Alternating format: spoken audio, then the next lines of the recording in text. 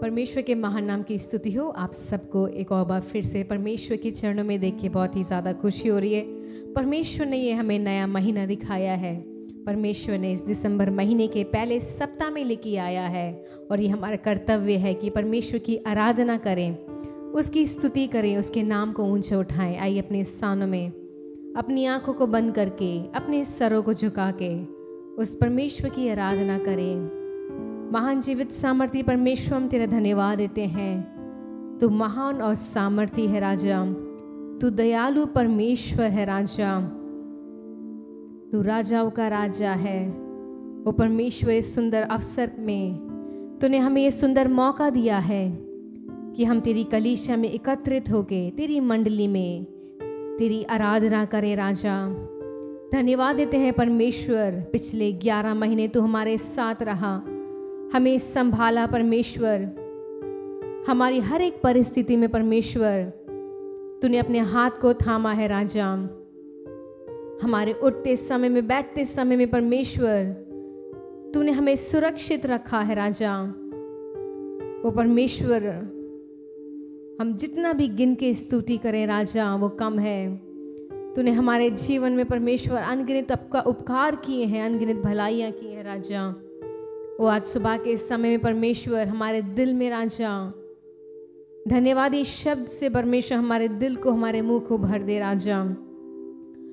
आज सुबह परमेश्वर तेरी सच्चाई के साथ, नम्रता के साथ और दीनता के साथ आराधना करने के लिए सहायता कर राजा।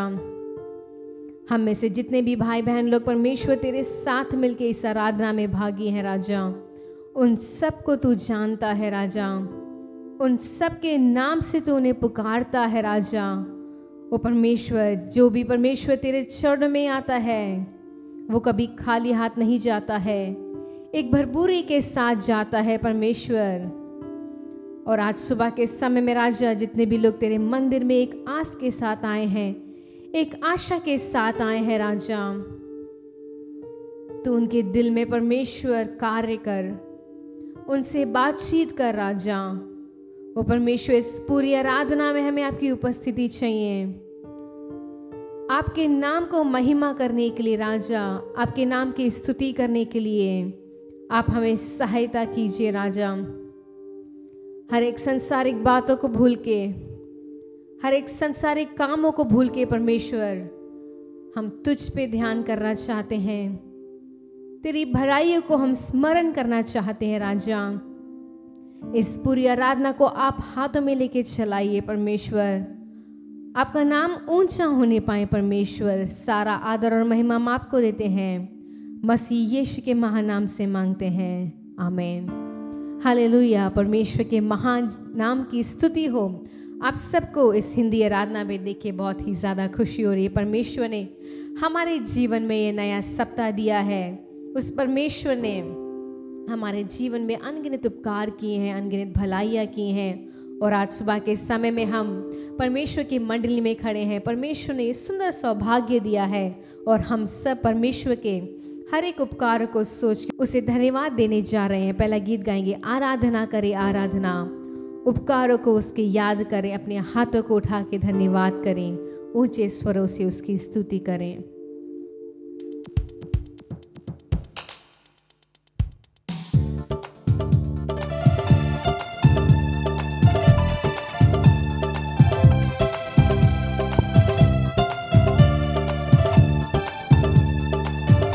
आइए तालियां बजा के परमेश्वर की आराधना करें।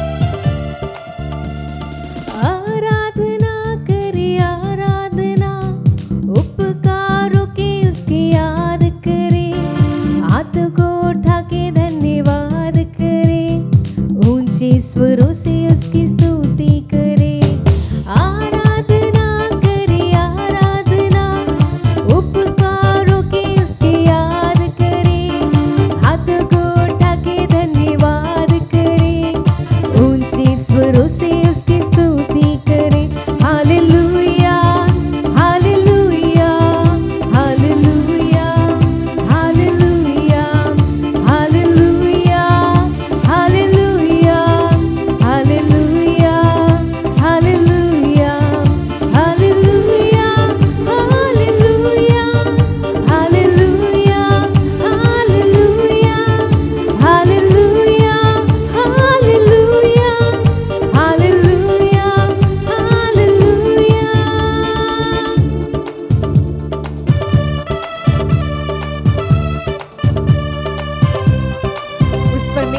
लहू से हमारे पापों को मुक्ति मिली है।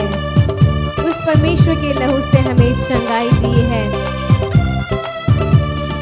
यीशु के लहू से पापों को मुक्ति दी। यीशु के लहू से लोगों को चंगाई दी। यीशु के लहू से पापों को मुक्ति दी। यीशु के लहू से रोगों को चंगाई दी। संभाला मुझे अपने लातों से, संभाला मुझे अपने हाथों से, मुझे कोई भी चिंता नहीं। संभाला मुझे अपने हाथों से, संभाला मुझे अपने हाथों से, मुझे कोई भी चिंता नहीं।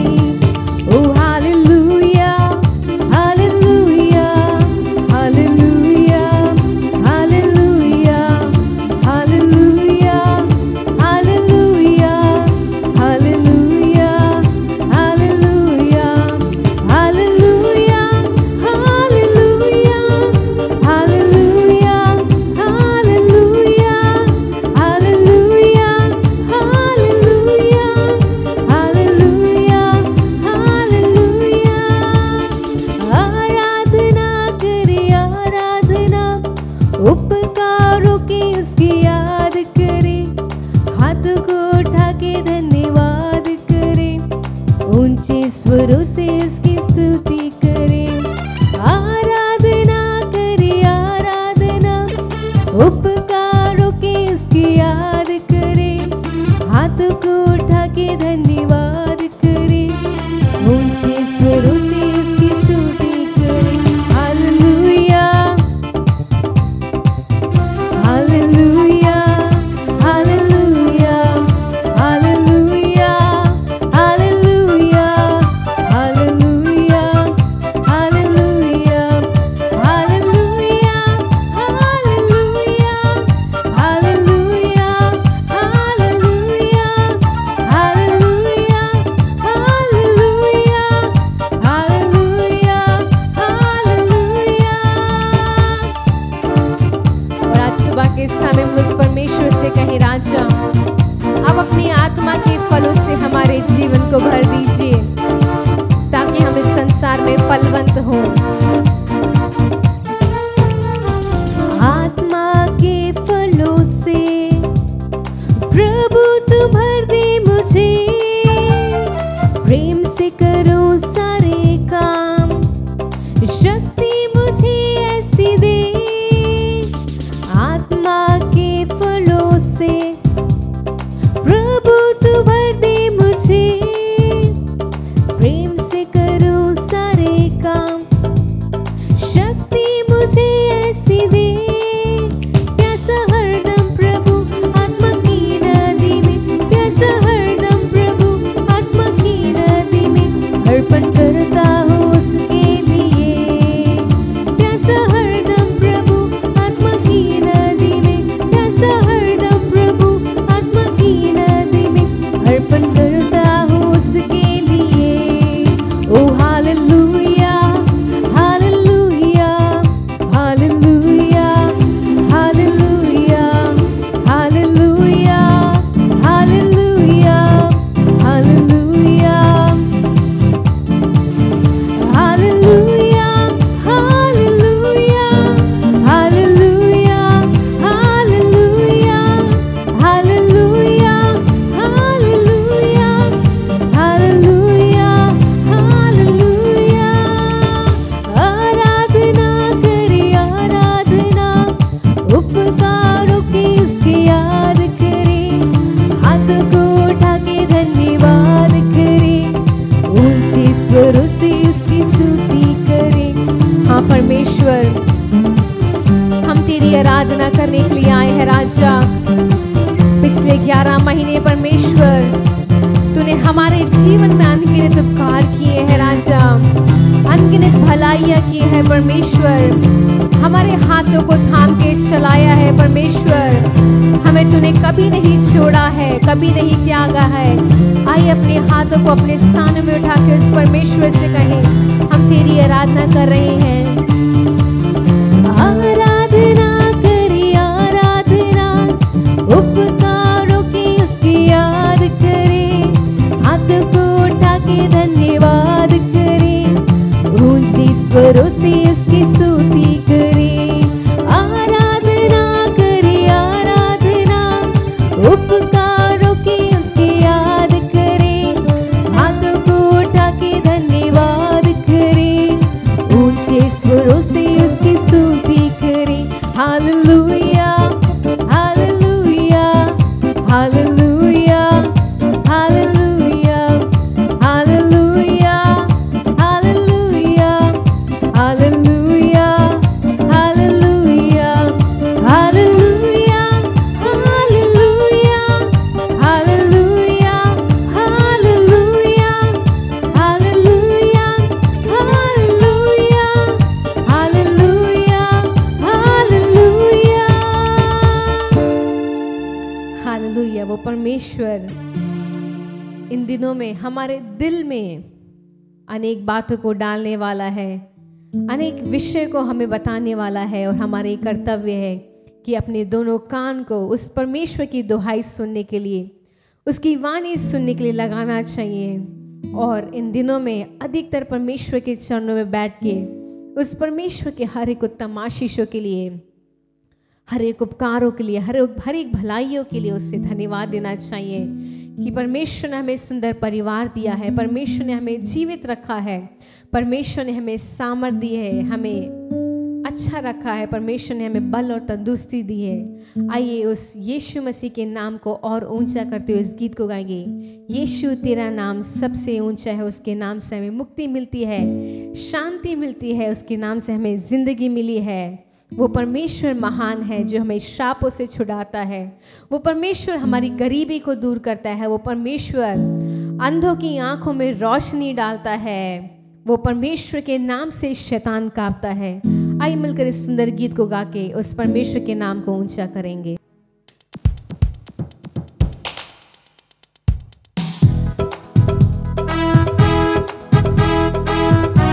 आइए तालियां बजा के उस परमेश्वर को ऊंचा करेंगे।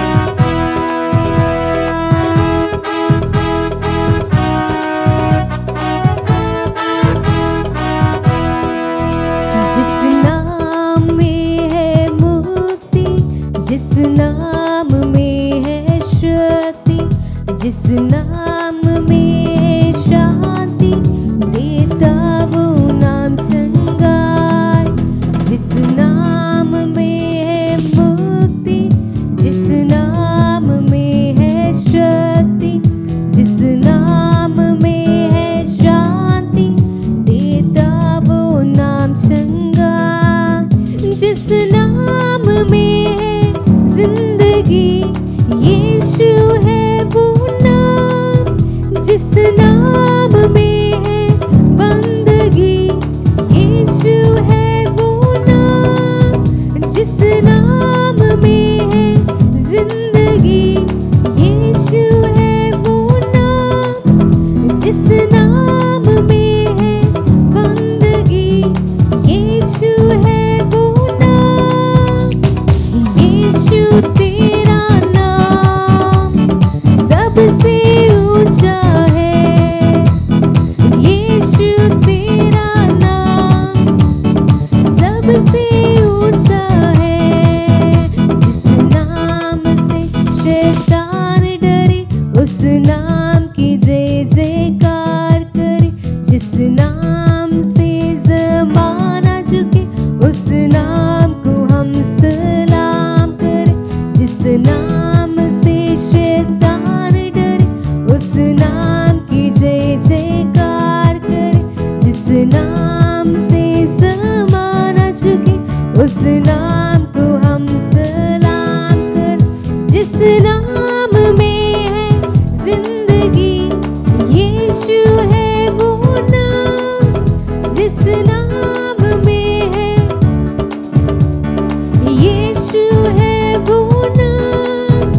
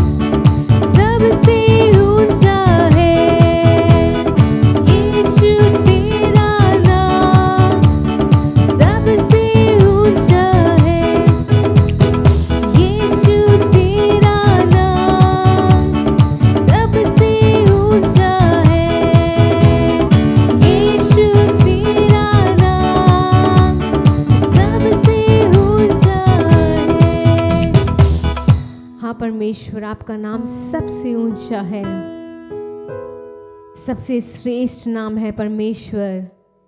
तेरे नाम से हमें चंगाई मिलती है, तेरे नाम से हमें मुक्ति मिलती है राजा, तेरे नाम से हमें शक्ति मिलती है। तूने ये सुंदर अवसर दिया है परमेश्वर कि उस महान नाम को हम उठाएं, उस पवित्र नाम को अपने मुंह से पुकारे राजा। प्रिय भाइयों, प्रिय बहनों, कितना सुंदर सौभाग्य परमेश्वर ने दिया है कि उस परमेश्वर ने ना बदलते हुए नाम को, जो ना बदलने वाला परमेश्वर है, चाहे संसार बदल जाए, संसार की परिस्थिति बदल जाए, वो परमेश्वर ना बदलने वाला है।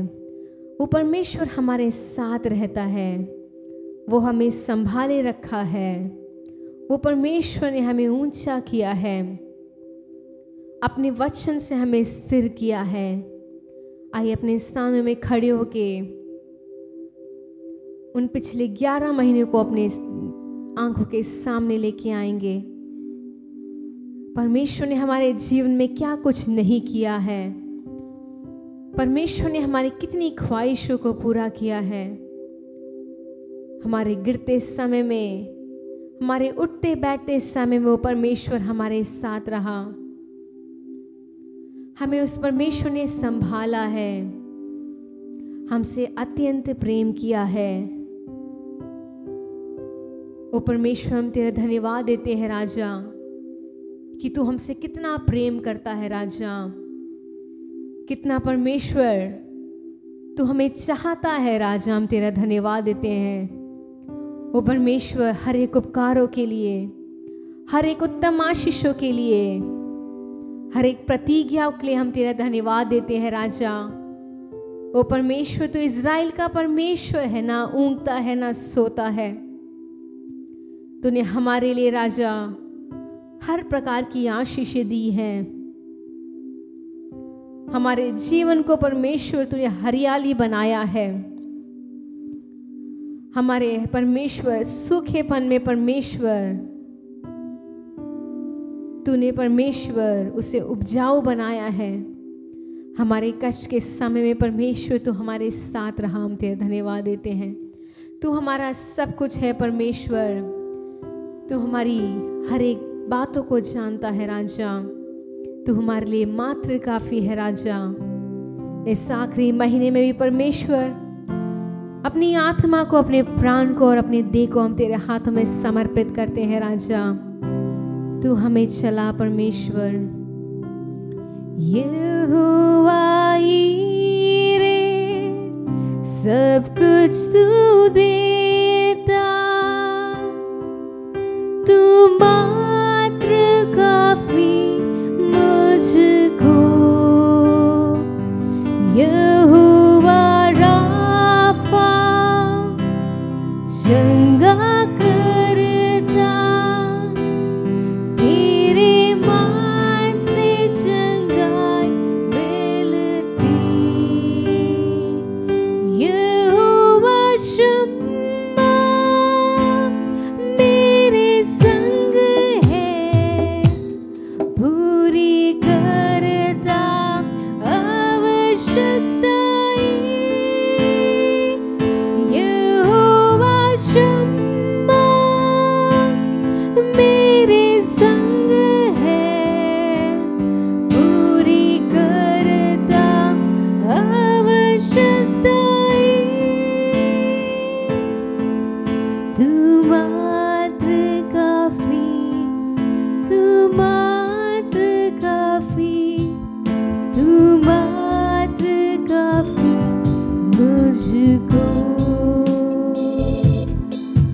तू मात्र काफी, तू मात्र काफी, तू मात्र काफी मुझको।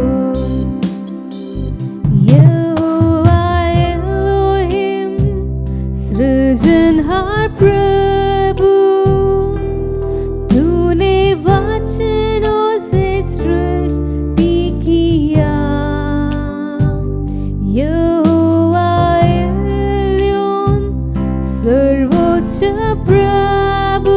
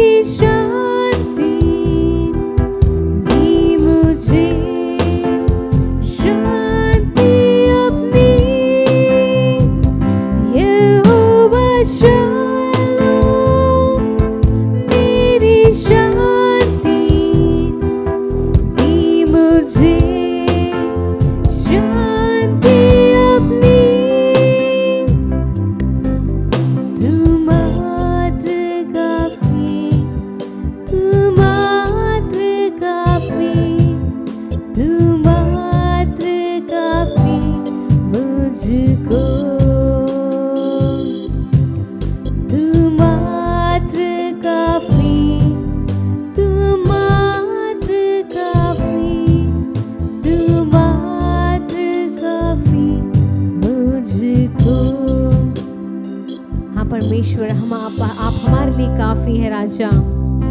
आपकी उपस्थिति राजा, आपका हाथ और आपका साथ परमेश्वर जब हमारे साथ है, इस संसार की कोई भी शक्ति परमेश्वर, इस संसार के कोई भी लोग परमेश्वर हमें तेरे प्रेम से अलग नहीं कर सकते हैं, हमें तेरी संगति से अलग नहीं कर सकते हैं परमेश्वर।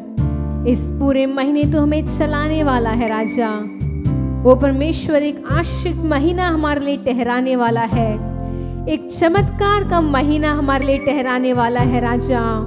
वो परमेश्वर हर एक प्रश्नों का उत्तर देने वाला है इस महीने में। तो आने वाले दिनों में परमेश्वर हमारे जीवन में अद्भुत कार्य करने वाला है, अनेक गवाहियों को उठा के खड़ा करने वाला है राजा, और तू हमें और अपने नजदीक ले जाने वाला है राजा।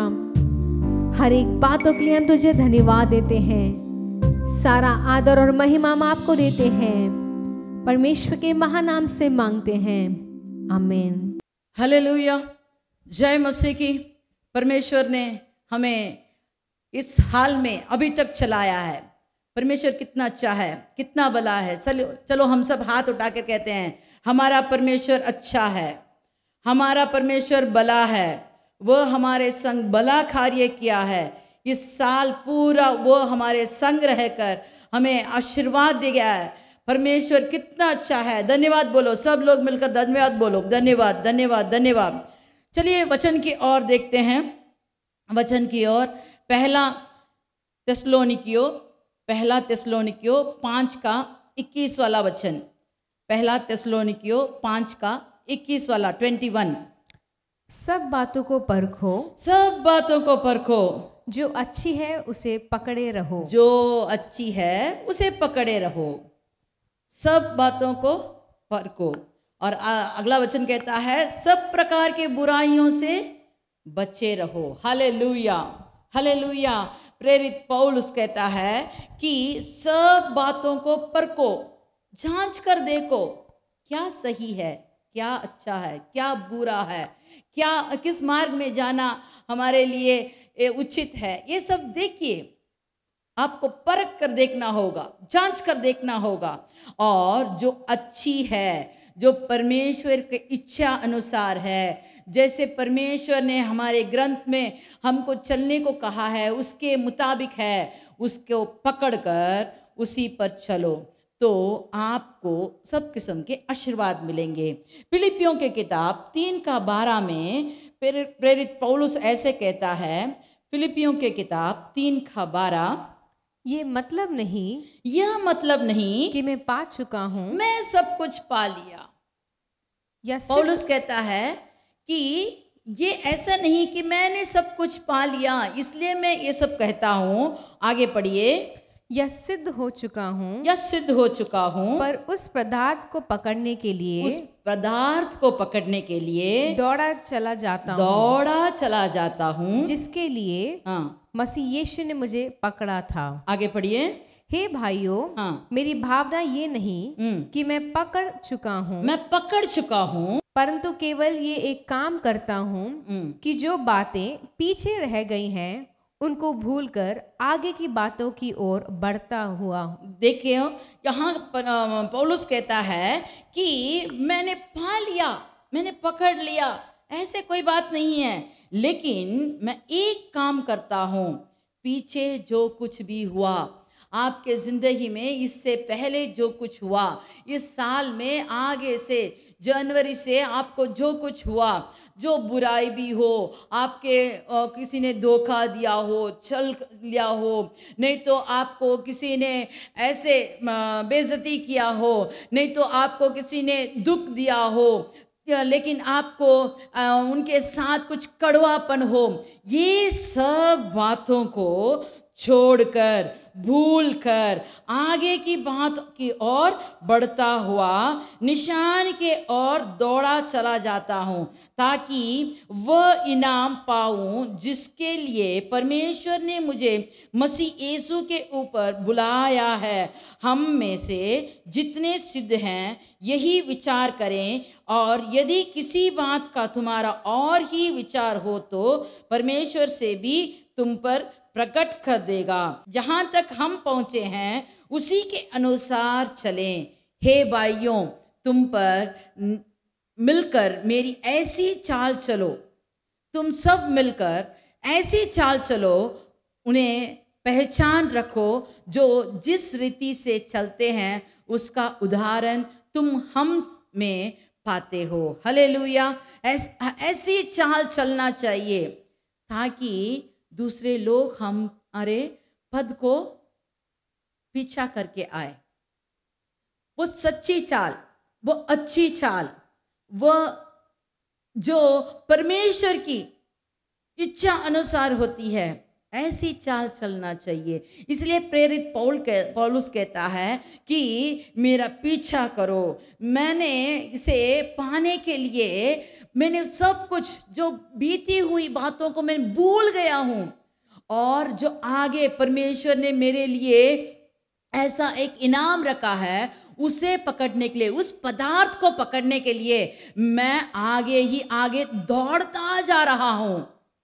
उस क्रूस को देखता हुआ जा रहा हूं, उस मसीह को देखता हुआ जा रहा हूं जिसने मेरे आगे जीकर उसने मेरे लिए एक उदाहरण बना है।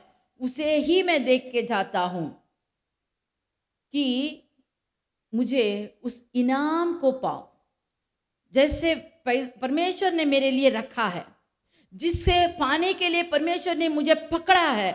उस इनाम को पाने के लिए मैं दौड़ता जाता हूं। उत्पत्ति का किताब 32 का 28 वाला वचन पढ़ते हैं।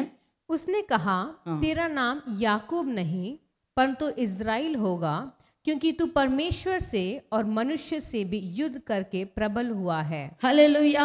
ये यहाँ किसके बारे में पढ़ते हैं? आप सब तो जानते होंगे, याकूब के बारे में पढ़ते हैं। याकूब 20 साल के बाद अपने भाई से मुलाकात करने आ रहा है। जब उसको मालूम हुआ कि एसाव आ रहा है और उसके साथ 400 लोग भी हैं, तो वह डर गया।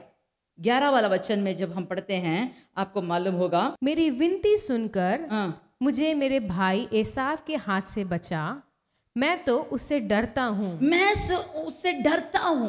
कहीं क्यों डरता है? क्यों डरता है? क्योंकि जब वो अकेला था तभी मैं उससे प्रबल नहीं हो सकता। अभी वो 400 लोगों के साथ आ रहा है, अब क्या करेगा? आगे पढ़िए। कहीं ऐसा ना हो कि वह आकर मुझे और मेरी माँ समेत लड़कों को भी मार डाले। सबको मार डालेगा। हे परमेश्वर, इस 20 साल में तूने मुझे कितना आशीषें दी है। मुझे 2 दल दिया है, मुझे पत्नियां दी, मेरे लिए बच्चे दिए, मेरे लिए भेड़ बकरी सब कुछ दिया। अब उसे 2 दल जैसा है। लेकिन अगर एसाव आकर मुझे और मेरे जो आशीर्वाद तूने दिया सबको मार डालने से क्या होगा? हे परमेश्वर, तूने तो मुझे प्रतिज्ञा वचन दिया था कि मैं तुझे ऐसे ऐसे आशीर्वाद करूंगा। तूने मेरे दादा को, मेरे पिता को तूने वचन दिया है, वाचा किया है कि मैं तेरे घराने को ऐसे बढ़ाऊंगा।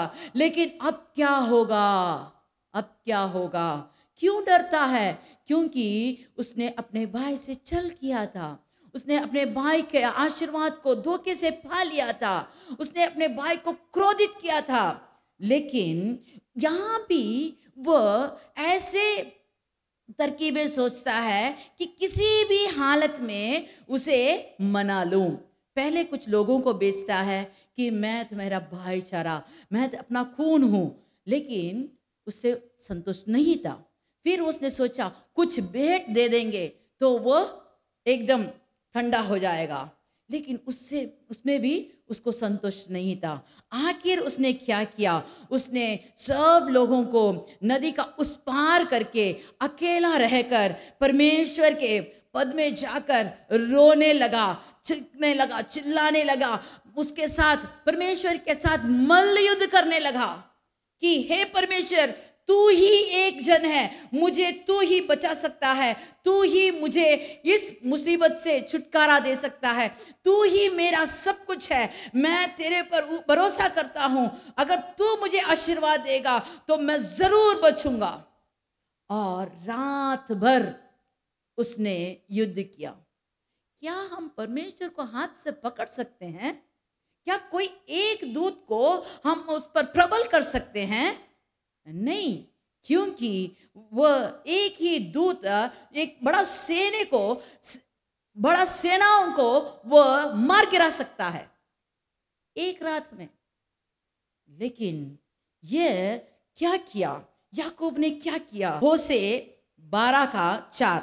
वह दूत से लड़ा और जीत भी गया। वह रोया और उसने गिड़गिड़ाकर विनती की। बैतेल में वह उसको मिला और वहीं उसने हमसे बातें की। यहाँ कहा गया कि वह दूत से लड़ा और जीत भी गया। वह रोया और उससे गिड़गिड़ाकर विनती की। उसे तीसरा वाले वचन में जब हम पढ़ते हैं, नहीं दूसरा से पढ़ेंगे। यहूदा के साथ भी यहोवा का मुकदमा है और वह याकूब को उसके चाल चलन के अनुसार दंड देगा। उसके काम के अनुसार वह उसको बदला देगा। अपनी माता की कोख ही में उसने अपने भाई को अड़ंगा मारा और बड़ा होकर परमेश्वर के साथ लड़ा। कोख में लड़ाई किया, फिर बड़ा होकर वो अपने भाई के साथ लड़ाई करने को लगा और अब वह दूत से भी लड़ने लगा।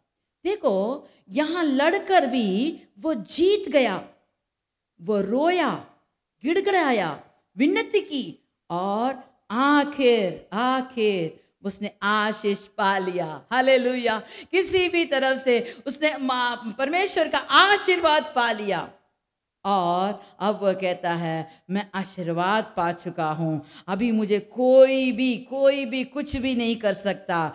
जब हम उत्पत्ति का किताब 33 का 4 वाला वचन पढ़ते हैं, 33:4, यहाँ हम देखते हैं, तब एसाव उससे भेंट करने को दौड़ा और उसको हृदय से लगाकर गले से लिपटाकर चूमा।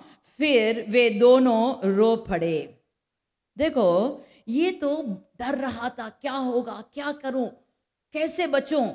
लेकिन जब उसने विनती की, जब उसने प्रार्थना किया, जब परमेश्वर से उसको आशीर्वाद मिल गया, तो अब वह एकदम अटल रहकर अपने भाई से मिलने को एकदम राजी हो गया।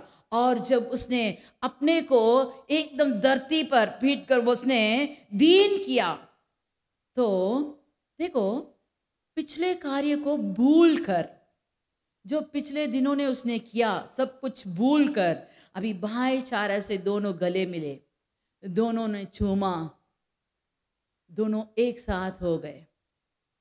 जब हम परमेश्वर से विनती करते हैं, जो अच्छा कार्य है उसे अच्छी तरह से परख कर उसे पकड़ लेना चाहिए।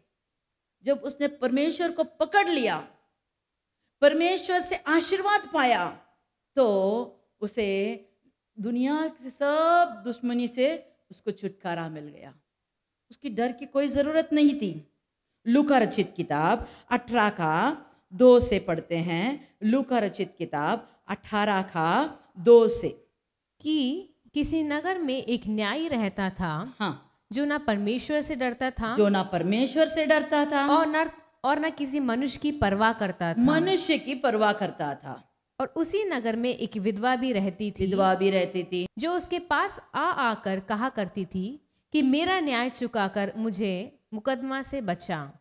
उसने कितने समय तक तो ना माना, परंतु अंत में मन में विचार कर कहा, यद्यपि मैं ना परमेश्वर से डरता और ना मनुष्य की कुछ परवाह करता हूँ, तो भी ये विधवा मुझे सताती रहती है, इसलिए मैं उसका न्याय चुकाऊं।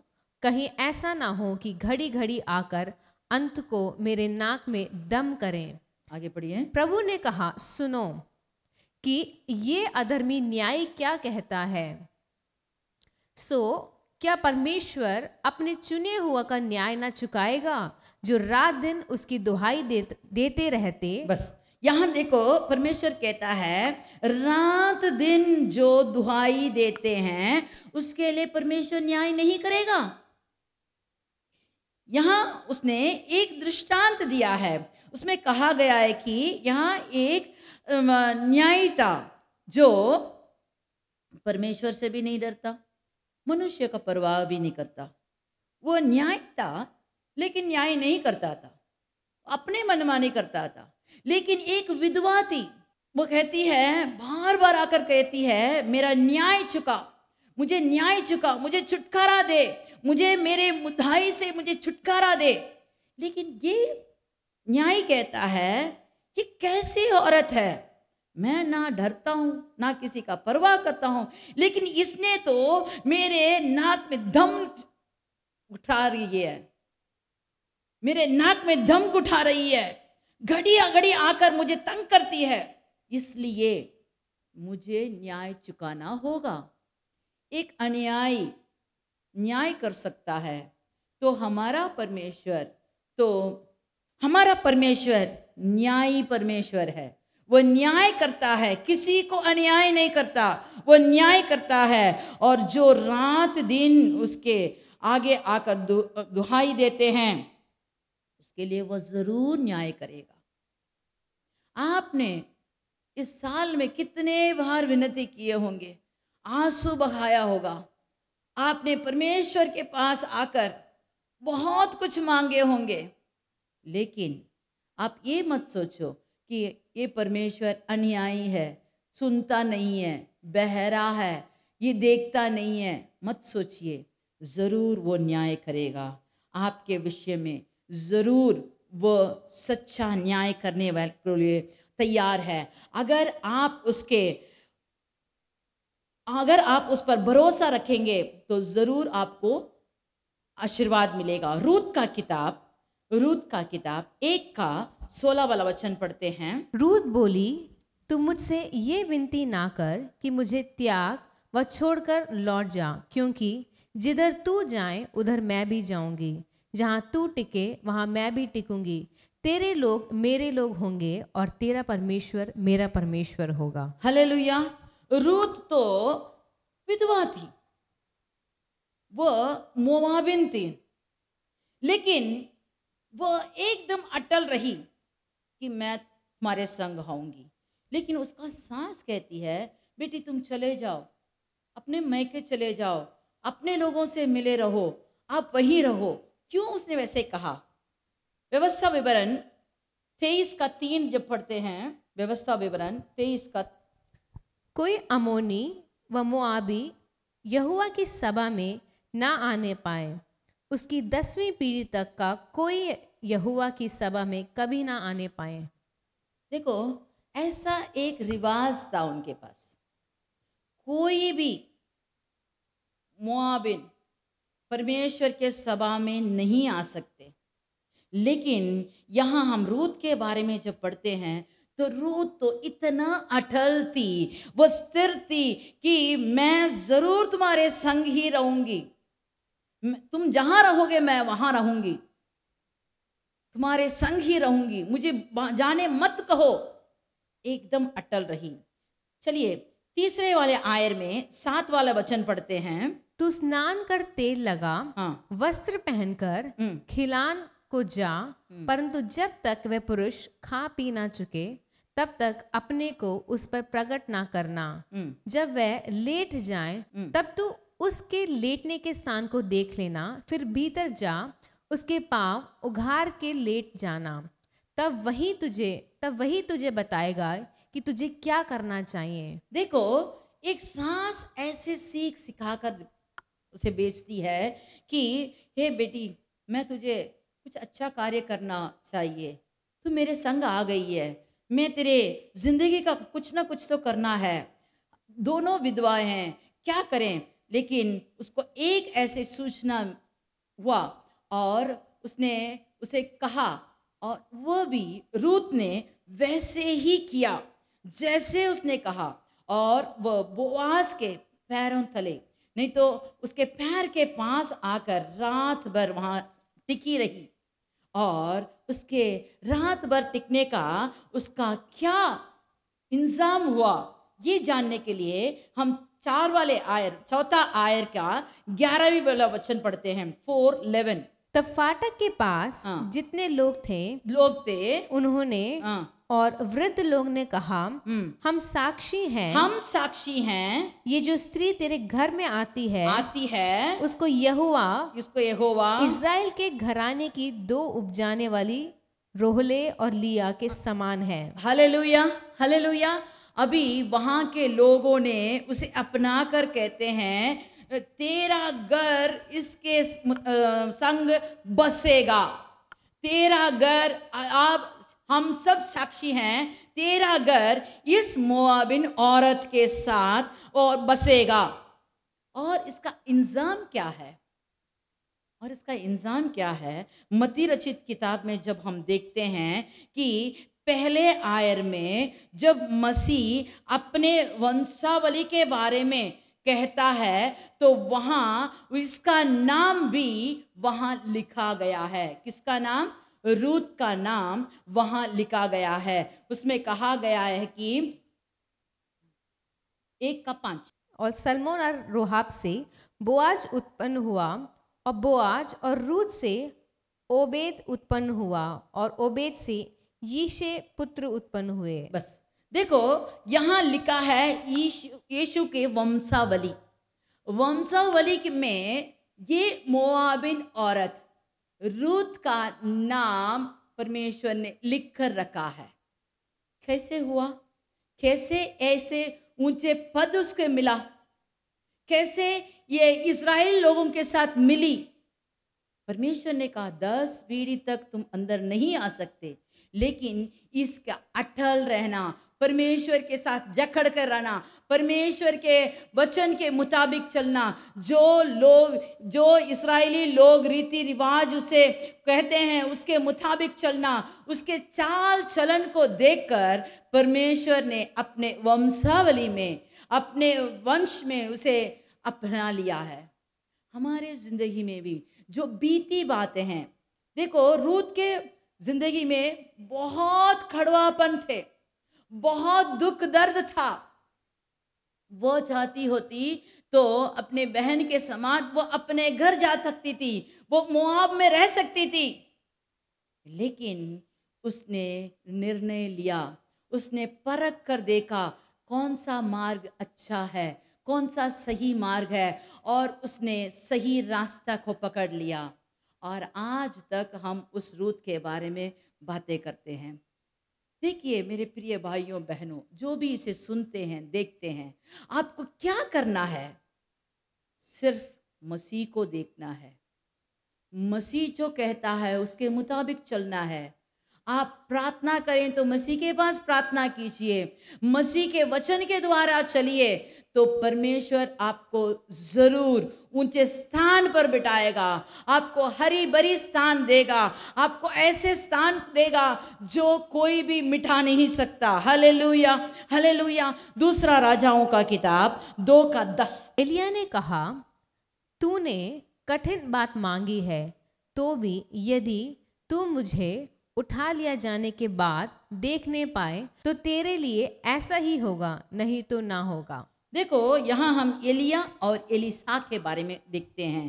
एलिया और एलिसा, एलिया ने एलिसा को परमेश्वर के बताने के कारण ही उसे चुन लिया, चेला बना लिया। एलिसा तो हल चलाने वाला था, खेती करने वाला था। वो 12 बैलों को लेकर वह एकदम आखिरी हल चला रहा था। जब एलिया ने उसे जाकर पुकारा, मेरे पीछे हो ले, तो वो तुरंत उसके पीछा करने लगा। और उसने कितना समय तक पीछा किया जानते हो? उसने आखिर तक उसने पीछा किया। एक बार ऐसी हुई कि परमेश्वर ने उनको गिलगाल से जाने को कहा, तो एलिसा ने बोला मैं तुम्हारे संग आऊंगा, लेकिन एलिया कहता है तुम यहीं रहो, लेकिन वो कहता है नहीं नहीं नहीं नहीं, मैं तुम्हारे संग जाऊंगा, मैं तुम्हें कभी भी नहीं छोड़ूंगा। और जाते समय वहां क्या हुआ? बेतेल गए। परमेश्वर ने उसे बेतेल जाने को कहा, तो परमेश्वर बेतेल जाने को कहा, वह कहता है कि यहोवा के और तेरे जीवन के शपथ मैं तुझे नहीं छोड़ने वाला, मैं नहीं छोड़ूंगा। उसके शिष्य लोग कहते हैं आज तेरा मालिक उठाया जाएगा, लेकिन वो कहता है चुप रहो, मैं जानता हूँ। और वहां से बेतेल से यरीहो को जाते हैं, और वहां भी वो कहता है तुम यहीं रहो। और वहां के चेले भी कहते हैं तुम जानते हो आज तुम्हारा मालिक को उठाया जाएगा। तो वो कहता जानता हूँ, तुम चुप रहो। और ये किसी की बात को नहीं सुना, कोई भी कहानियों को नहीं सुना, वह एकदम अटल रहा कि मुझे एलिया को अपने आंख से इधर उधर नहीं करना, बस उसके पीछे पीछे जाना है। वहां से उन्होंने यरदन गए। यरदन जाकर वहां उसने अपने शॉल से उसे पानी को मारा, पानी इधर उधर हो गया, और उन्होंने उस पार गए। और उस पार जाने के बाद एलिया कहता है तू तो मेरा इतना पीछा करके आ रहा है, तुझसे क्या चाहिए, मैं तुझे क्या करूं, नहीं तो क्या दूं। तो वो कहता है कि मुझे और कुछ नहीं चाहिए, तुम्हारा आत्मा है उसका दुगना भाग मुझे मिलना चाहिए। जो आपके पास आत्मा है, तुम्हारे आत्मा के, तुम्हारे आशीर्वाद का मुझे दुगना भाग मुझे चाहिए। लेकिन उसने कहा ये तो कठिन कार्य तूने मांगा है, ये तो तूने कठिन बात मांगी है। यदि तू मुझे उठा लिए जाने के बाद देखने पाए तो तुझे मिलेगा। कठिन बात तो मांगी है, लेकिन तुझे मिलेगा। कब मिलेगा? यहां वहां तू थकेगा तो नहीं मिलेगा, पीछे के और देखने से नहीं मिलेगा। जब तू एलिया को जब उठा कर ले जाते हैं तब तूने देखा होगा, आंख के पलक भर में परमेश्वर उसे उठा ले गया। लेकिन एलिसा उसे देख लिया था, देखते ही उसको दुगना आशीर्वाद मिला। परमेश्वर हमारे लिए भी ऐसे कुछ कार्य, अगर हम बहुत कठिन कार्य मांगे तो परमेश्वर कहता है ये कठिन है फिर भी तुम्हें मिलेगा। इसके लिए तुम्हें कुछ करना होगा, तुम्हारा रास्ता नापना होगा, तुम्हारा रास्ता देखना होगा, ध्यान से देखना होगा। अगर आप ध्यान से देखेंगे तो जरूर आपको मिलेगा। जैसे एलिसा ने पा लिया, आपको भी वैसे ही मिलेगा। मत्ती रचित किताब 15 का 22 वाला वचन पढ़ते हैं। मत्ती रचित किताब 15 का 22। और देखो उस देश में एक कानानी स्त्री निकली, वहां एक खानानी स्त्री थी और चिल्लाकर कहने लगी, हे प्रभु दाऊद के संतान मुझ पर दया कर, मेरी बेटी को दुष्टात्मा बहुत सता रहा है।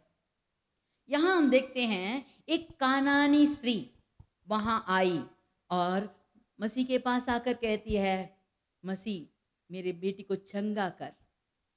लेकिन मसीह उसका कुछ भी उत्तर नहीं देता। उसके चेलों लोग कहते हैं ये चिल्ला चिल्ला कर आ रही है, उसे कुछ बोलकर उसे यहाँ से भगा दो। लेकिन वो कहता है कि मैं तो अपने लोगों के लिए आया हूँ। ये तो कानानी स्त्री है, दूसरों को मैं कुछ आशीर्वाद नहीं दूंगा। लेकिन वह और भी अपने को दीन करके प्रणाम करके कहती है, हे प्रभु दया कर, मेरी बेटी को चंगा कर। रो रही है, चिल्ला रही है। माँ का हृदय आप तो जानते हैं, माँ एक पीढ़ी बच्चे के लिए इतना अपने को दीन करके कहती है किसी भी हालत में मेरी बेटी को चंगा कर। लेकिन परमेश्वर कहता है लड़कों की रोटी को उठाकर कुत्तों को फेंकना सही नहीं है।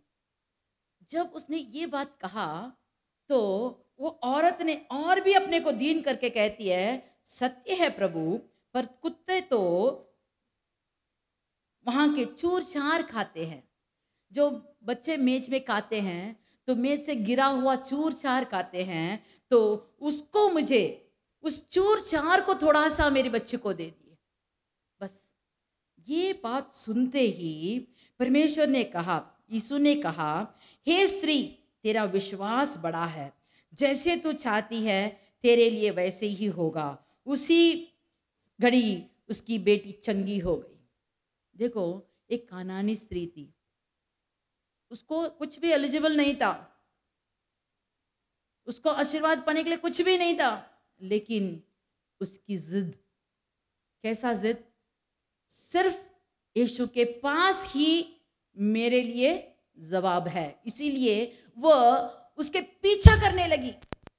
चेलों ने कहा कि उसे भगा दीजिए, कुछ तो बोलकर चला दी, लेकिन वह अटल रही। अटल रहने के कारण उसको आशीर्वाद मिला।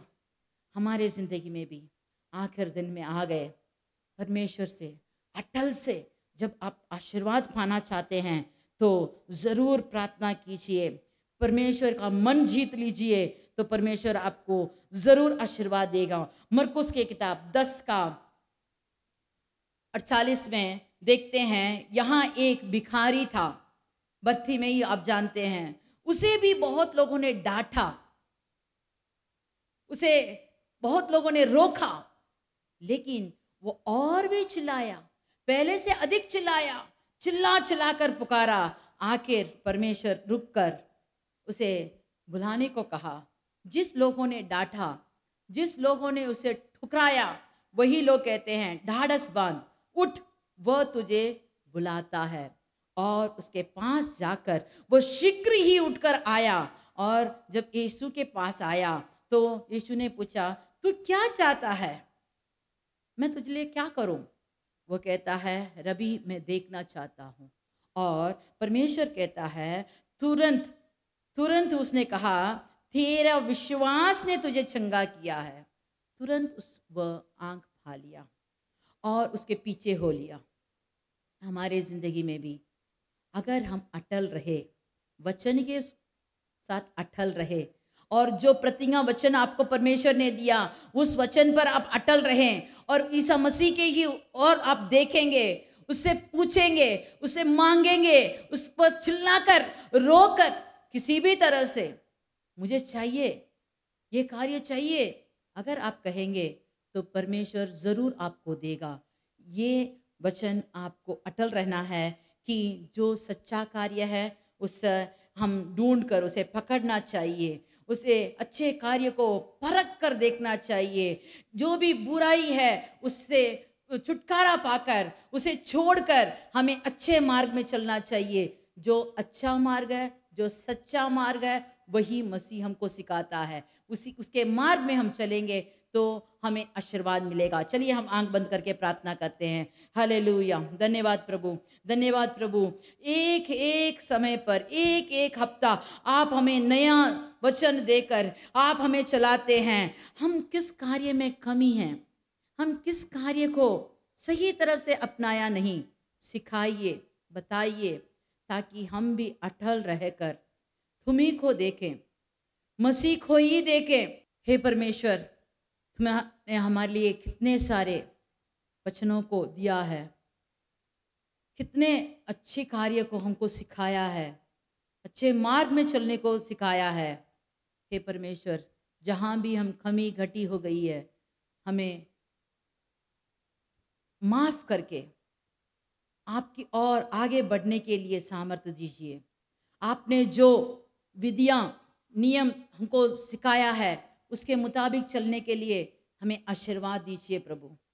परमेश्वर, तो हमारे संग रहकर हमें सिखा, आशीर्वाद दे, आगे बढ़ने की सामर्थ्य दे। सब किस्म के आशीर्वाद से हमारे अपने जिंदगी में, हमारे घर में, हमारे काम में, सब जगह में आपका आशीर्वाद से हमें बरकत आशीर्वाद पाने के लिए क्या करना है हमें सिखा। हर दिन जब हम प्रार्थना में भाड़ जोते हैं तो हमें सिखा, सच्चा मार्ग सिखा, अच्छे मार्ग को पकड़ने के लिए सिखा, रास्ते को परख कर देखने के लिए हमें बुद्धि दे। हे परमेश्वर, हमें सच्चे मार्ग में जाने के लिए हमें तू चला। हम अपने मनमानी नहीं तो हमने सब कुछ पा लिया करके नहीं, जिसके लिए तूने हमें पकड़ा है, जिसके लिए तूने हमको उधार दिया है, उस स्थान पर जाने के लिए, उस इनाम को पाने के लिए हमें आगे ही आगे बढ़ने के लिए कृपा कर, दया कर, आशीर्वाद से भर दे। मसीह के नाम से मांगते हैं, आमीन आमीन। चलिए हम सब कहेंगे, हे मेरे मन यहोवा को धन्य कर, और जो कुछ मुझ में है वो उसके पवित्र नाम को धन्य कर। हे मेरे मन यहोवा को धन्य कर, और उसके किसी भी उपकार को ना भूलना। आमीन।